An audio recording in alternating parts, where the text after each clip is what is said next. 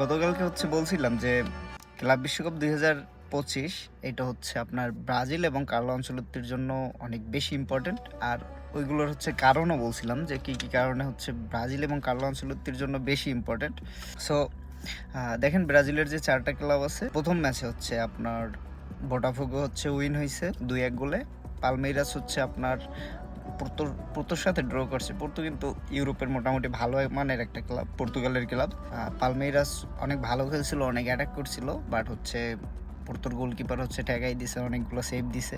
দেন আজকে যে 2টা ম্যাচ গেছে, ফ্লামেঙ্গো 2-0 গোলে উইন হয়েছে।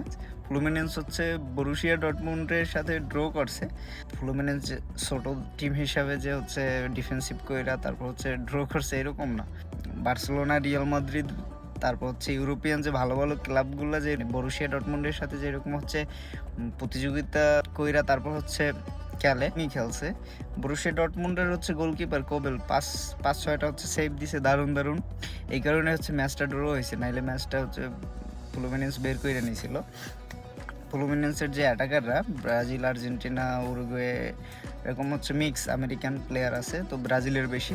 তারা বরুশিয়া ডর্টমুন্ডের ডিফেন্স কয়েকবার ভাঙছে।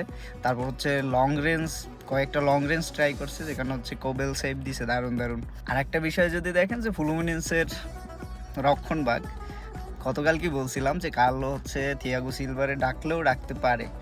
আমার মনে হইতেছে যে ডাক পাইয়ে যায় কিনা সম্ভাবনা আছে, কারণ থিয়াগো সিলভা বয়স 40, বাট আজকের ম্যাচে 7.6 রেটিং রেখে ক্লিন শিট রাখছে থিয়াগো সিলভার টিম, যেখানে থিয়াগো সিলভা 8টা এরিয়াল বল উইন করছে। সো এইটা একটা ম্যাচে একটা ডিফেন্ডার অনেক বড় ইম্প্যাক্ট। থিয়াগো সিলভা এই বয়সে এসে দারুণ করতেছে।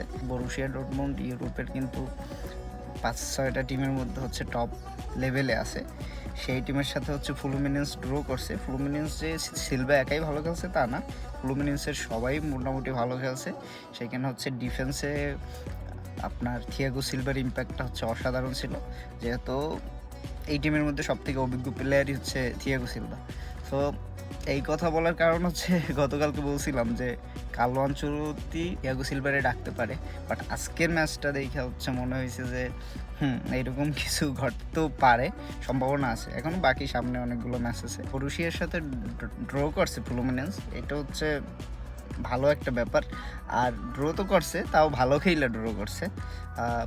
কয়েকবার ম্যাচ বের হইয়া গেছিল, বাট কোবেল দারুণ সেভ দিয়ে দিছে। যাই হোক, এইটাই ব্রাজিলের ওই আগে কালকের ভিডিওতে যেটা বলছে ওইটাই, যে ব্রাজিলের এই 4টা টিম থেকে কার্লো এবং ব্রাজিলের জন্য কিছু প্লেয়ার বের হইতে পারে, পুরনো হোক, বয়স্ক হোক, বা উদীয়মান হোক, মানে তরুণ হোক।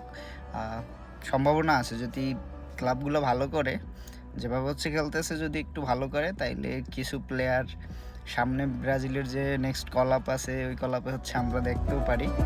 তো এইটাই। আল্লাহ হাফেজ।